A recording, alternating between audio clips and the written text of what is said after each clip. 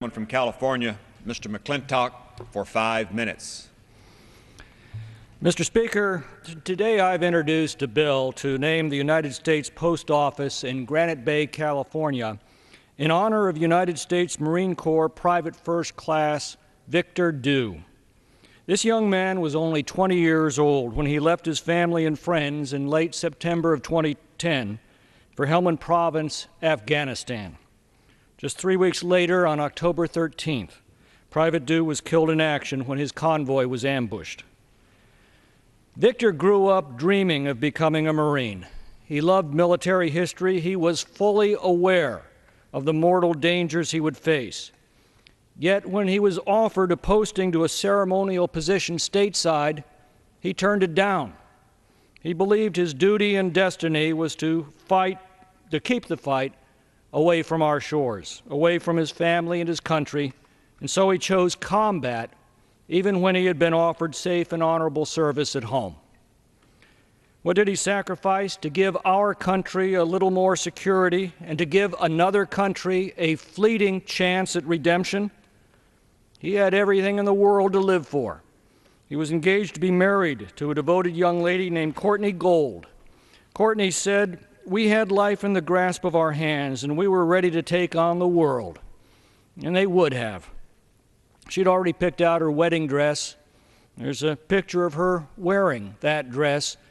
It's in Victor's casket. Victor was one of those sunny personalities who lifted the spirits of everyone around him. That's the recurring theme in all of the recollections of everyone who knew him. They'd be feeling down, and Victor would lift them up. I didn't know him, but I think I caught a glimpse of him in his little brother, Kyle. At the funeral reception last year, I found Kyle sitting at a table with his friends.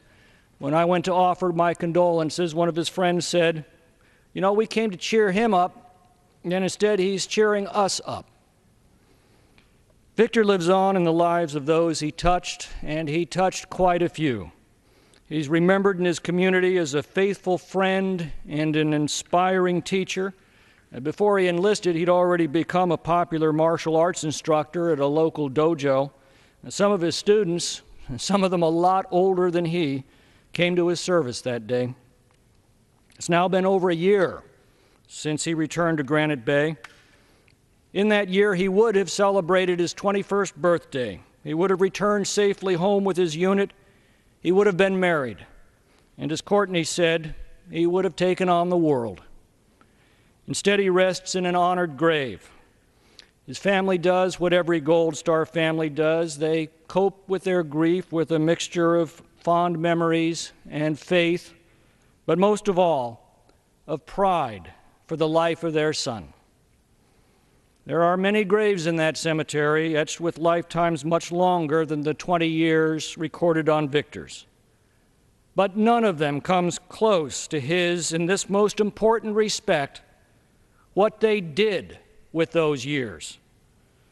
You know, the most iconic work of art on the Titanic was a great carving that depicted honor and glory crowning time. Victor Dew's time may have been short in this world, but he crowned that time with honor and glory that the rest of us can only marvel at.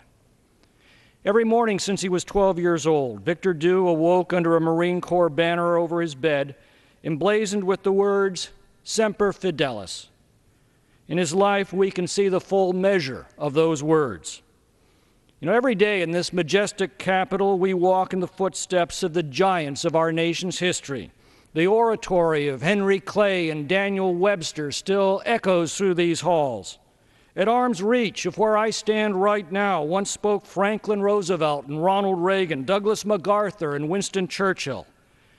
And yet, in their long and illustrious lives, not one could claim to have sacrificed more for his country than these young men like Victor Dew. Lincoln was right that no meager words of ours can add or detract from their deeds. But Shakespeare was also right that their story should the good man teach his son. For that reason, I'm proud to join a unanimous delegation from California in proposing that the post office in the town where Victor Dew lived and loved and returned as a fallen hero be named in his honor. I yield back.